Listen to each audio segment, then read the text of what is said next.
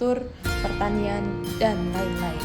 Berbagai kementerian di Indonesia dalam menjalankan proyeknya memerlukan biaya yang didanai oleh APBN.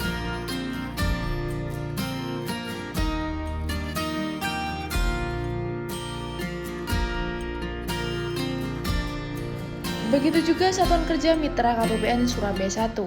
Oleh karena itu, untuk mengajukan pencairan dana APBN, kami persembahkan proses bisnis penerbitan surat pencairan dana pada KPPN Surabaya 1. Hei, bisa langsung cair nggak sih? No, Satker perlu mengajukan SPM atau Surat Perintah Membayar. SPM yang diajukan tersebut akan divalidasi terlebih dahulu sebelum diteruskan ke rekening penerima. Ingat, semua layanan di KPPN tidak dipungut biaya atau Rp0, serta KPPN tidak akan membiarkan Rp1 pun yang diterima tanpa pengawasan yang ketat.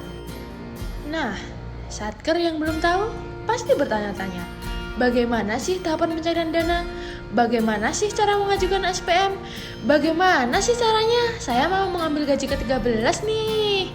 Wah, dan mungkin masih banyak pertanyaan yang lain. Baik, langsung saja. Yang pertama, Satker perlu menyiapkan beberapa dokumen agar negara dapat mencairkan dananya.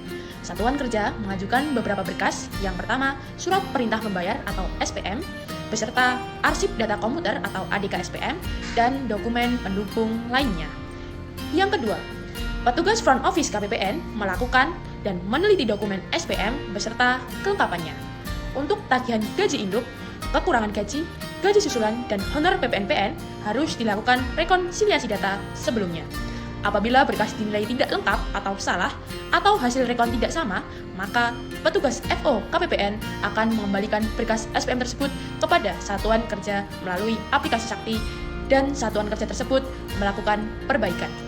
Apabila benar, petugas KPPN melakukan upload data melalui sistem aplikasi SPAN. Selanjutnya, berkas dan ADK akan dilakukan validasi oleh petugas validator dengan memeriksa kembali dokumen-dokumen lalu diupload di SPAN. Yang keempat, apabila berhasil unggah validasi, maka proses akan diteruskan kepada petugas middle office seksi pencairan dana dengan memeriksa dokumen SPM dengan ADK yang diupload di SPAN. Apabila gagal validasi, maka berkas akan dikembalikan kepada Satuan Kerja melalui penolakan pada aplikasi Sakti, dan petugas middle office melakukan review terhadap tagihan dan dilanjutkan persetujuan oleh Kepala Seksi Pencairan Dana. Yang kelima, Kepala Seksi Pencairan Dana memeriksa kembali SPM dan memberikan persetujuan akhir dan menerbitkan surat persetujuan pembayaran tagihan.